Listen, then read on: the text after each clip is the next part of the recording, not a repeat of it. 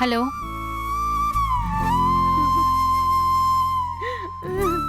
ஏங்க அழாதீங்க. கணேஷ் அப்பா எப்படி இருக்காரு இப்போ?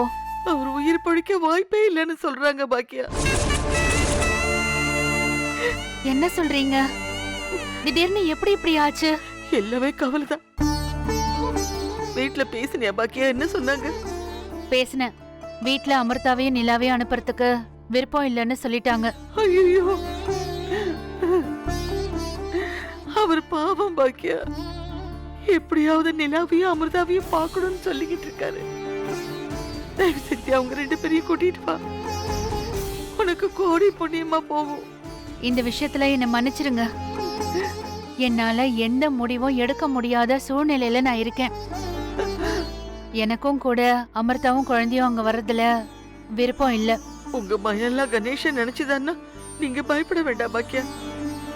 நீங்க வரும்போது நிச்சயமா கணேஷ் இங்க இருக்க மாட்டான். அவனால எந்த பிரச்சனையும் வராது. அதுக்கு நான் உனக்கு உத்தரவாதம் கொடுக்கறேன். சத்தியமா அவனால பிரச்சனை வராது. ஒரு 10 நிமிஷம் நீங்களே அவ கூட இருந்து கூட்டிட்டு போயிடுங்க. உன் கால விழறேன் பாக்கியா. ஐயோ, என்ன இப்படி எல்லாம் பேசுறீங்க நீங்க? எனக்கு வேற வழி தெரியலையே. எப்படியாவது கூட்டிட்டு வாமா. இந்த ஒரு உதவி மட்டும் பண்ணு. ஐயோ,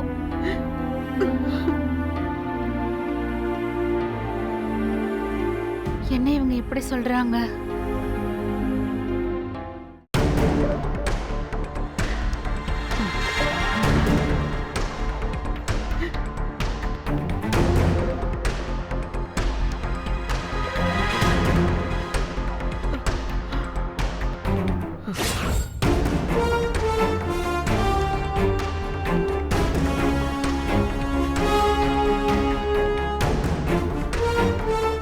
படுபாவி, இப்படி எல்லாம் பொய் சொல்ல வைக்கிறியடா?